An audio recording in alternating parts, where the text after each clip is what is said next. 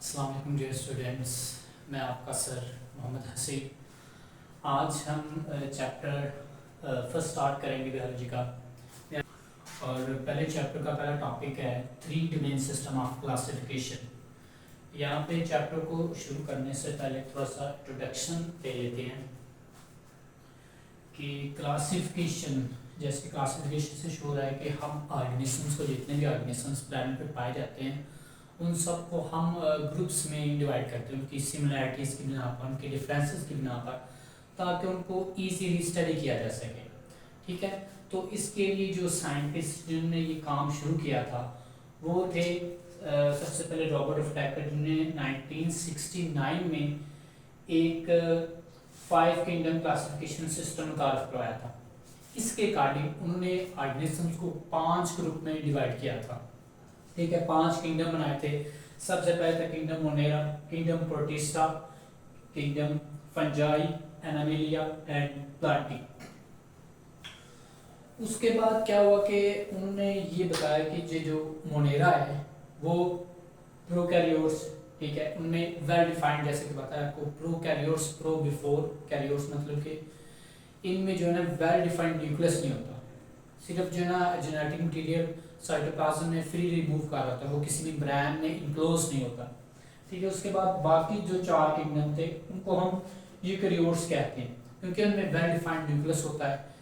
Genetic material के इर्द गिर्द एक मेम्ब्रेन होती है जो इसको एक वाज़ेह शेप देती है, वेल डिफाइंड स्ट्रक्चर जिसे हम न्यूक्लियस का नाम देते हैं, वो उसमें पाई जाती है।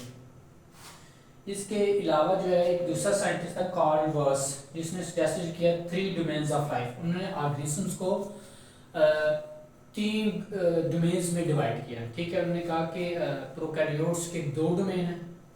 ठीक है, प्रोकैरियोट्स के 2 ग्रुप्स हैं, और उसके बाद उसने 3 डोमेन्स भी बताए लाइफ के। पहला था आर्किया, बैक्टीरिया एंड यूकैरिया। ठीक है, इस सिस्टम में उन्होंने कहा कि डोमेन आर्किया जो है और डोमेन बैक्टीरिया, ये दोनों प्रोकैरियोट्स हैं। ठीक है, इनमें एक वाज़ेह तरह का न्यूक्लियस वगैरह नहीं पाया जाता। ठीक है, उसके बाद था कि डोमेन यूकैरिया, जिसे यूकैरियोट्स कहते हैं। ठीक है, उसके बाद यहाँ पे एक डेफिनेशन भी है, बुक पे एक साइड बॉक्स है, उसमें फाइलॉजेनी और एवोल्यूशनरी ट्री की उन्होंने डेफिनेशन बताई हुई है।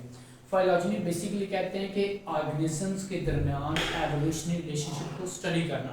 ठीक है, एवोल्यूशनरी रिलेशनशिप बेसिकली होता है कि इसमें हम ऑर्गेनिजम्स का देखते हैं कि डीएनए, आरएनए और जेनेटिक मटीरियल को देखते हैं कि ये ऑर्गेनिज्म दूसरे ऑर्गेनिज्म से कितना नज़दीक पाया जाता है। ठीक है, इसके अलावा जो एवोल्यूशनरी ट्री है, जब हम इनके रिलेशनशिप को किसी डायग्राम या ट्री पर देखते हैं तो हम इनको क्या कहते हैं, एवोल्यूशनरी ट्री या फाइलोजेनेटिक ट्री। ठीक है, यहाँ पे आप देख सकते हैं कि एक डायग्राम हमने बनाई हुई है। डायग्राम में देख सकते हैं कि कॉमन एंसेस्टर है। ठीक है, इसने ये भी बयान किया था कार्ल वॉस ने कि ये जो डोमेन यूकैरिया है वो आर्किया से निकला है। ठीक है, और आर्किया फिर कहाँ से निकला था, बैक्टीरिया से।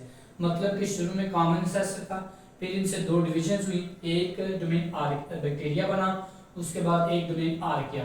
फिर कुछ देर बाद, कुछ सालों बाद, डोमेन आर्किया से डोमेन यूकैरिया जो डेवलप हुआ।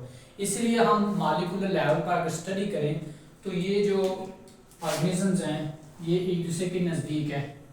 इनके डीएनए, आरएनए, जेनेटिक स्ट्रक्चर जो ये एक्सप्लेन करता है, जो कि मॉलिक्यूलर एविडेंस है, वो ये एक्सप्लेन करते हैं कि डोमेन आर्किया और डोमेन बैक्टीरिया क्लोजली रिलेटेड है। ठीक है, इसमें एक पॉइंट बताया गया कि archaea and bacteria evolve independently. Right, book में एक वर्ड यूज हुआ है यहाँ पे, इवॉल्व इंडिपेंडेंटली। इवॉल्व इंडिपेंडेंटली का मतलब होता है कि जब ये स्प्लिट हुए हैं बैक्टीरिया और आर्किया, तो उसके बाद उन्होंने एक दूसरे के साथ जेनेटिक मटेरियल एक्सचेंज नहीं किया।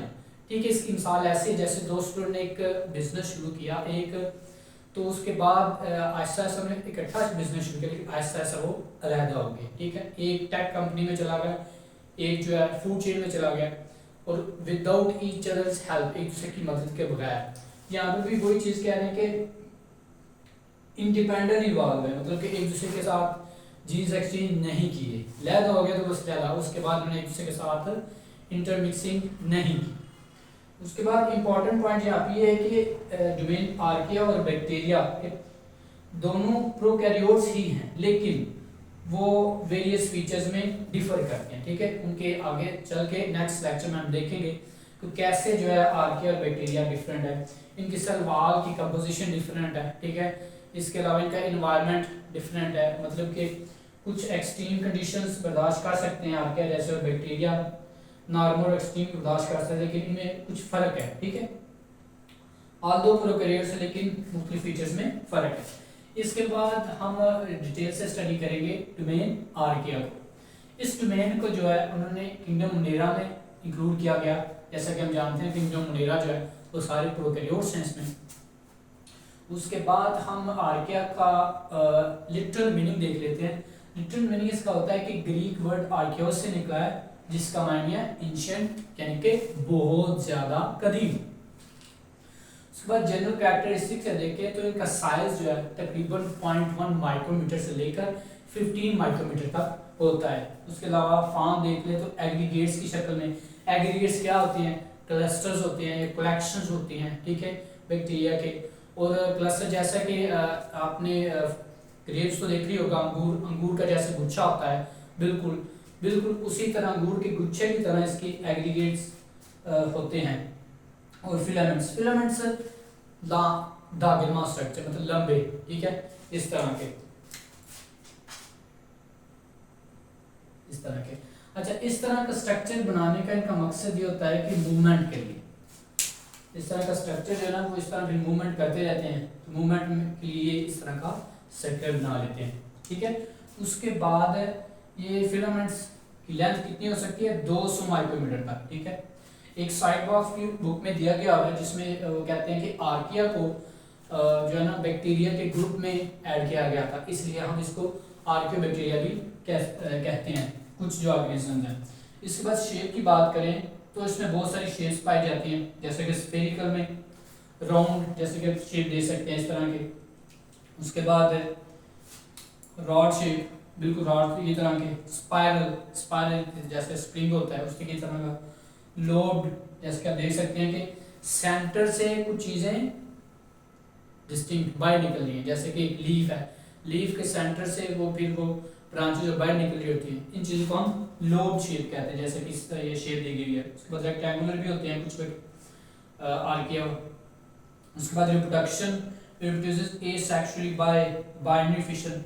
बाइनरी फिशन बेसिकली ऐसी फिशन होती है इसमें बाइनरी का मतलब है 2।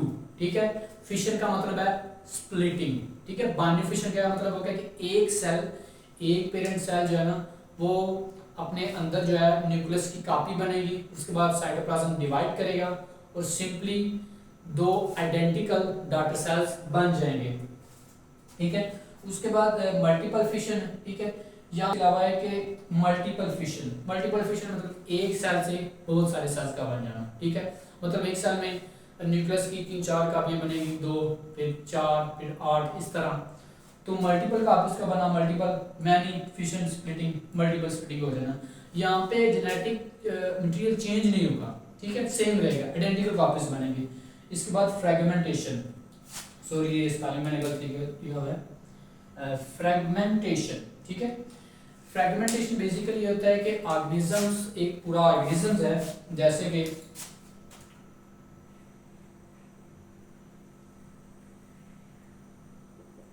इस तरह का, ये इतने हिस्सों में टूट जाएगा, 3 हिस्सों में टूट गया, एक ये एक ये एक ये। तो 3 हिस्सों में टूटने के बाद टेल अलग होगी, फेस अलग हो गया, दरमियान वाला मिडिल वाला पार्ट वो भी अलग हो गया। ये तीनों पार्ट अलग हो गए नए ऑर्गेनिजम्स में कन्वर्ट हो जाएंगे। ऐसा क्यों है? क्योंकि इनके सेल्स में रीजनरेशन कैपेसिटी होती है। ओके, नेक्स्ट है बडिंग। बडिंग में क्या होता है कि ऑर्गेनिज्म की बॉडी पर एक छोटा सा उभारनुमा स्ट्रक्चर, ये सेल है, यहाँ पे एक छोटा सा उभार बनेगा। ठीक है, उभार से फिर नया उभार पैदा हो जाएगा। ठीक है, ग्रोथ करके नए सेल में कन्वर्ट हो जाएगा। ठीक है, ये भी जेनेटिकली आइडेंटिकल होगा। यहाँ पे एक बात यह कि यहाँ पे कोई मेयोसिस और माइटोसिस नहीं होगी डोमेन आर्किया के ऑर्गेनिजम्स में। यही था आज का सबक। इसके बाद अगर कोई क्वेश्चन है आपको तो आप प्लीज़ कमेंट सेक्शन में ज़रूर पूछिएगा, उस बात का भी सवाल जवाब ज़रूर दीजिएगा कि क्यों पेरेंट सेल से नए जो सेल्स बनते हैं कौन डॉटर सेल्स कहते हैं, वाई नॉट सन सेल्स क्यों नहीं कह सकते। तो ये देखते हैं कौन बताता है। तो आज के लिए इतना ही। Thank you so much. अल्लाह हाफिज़।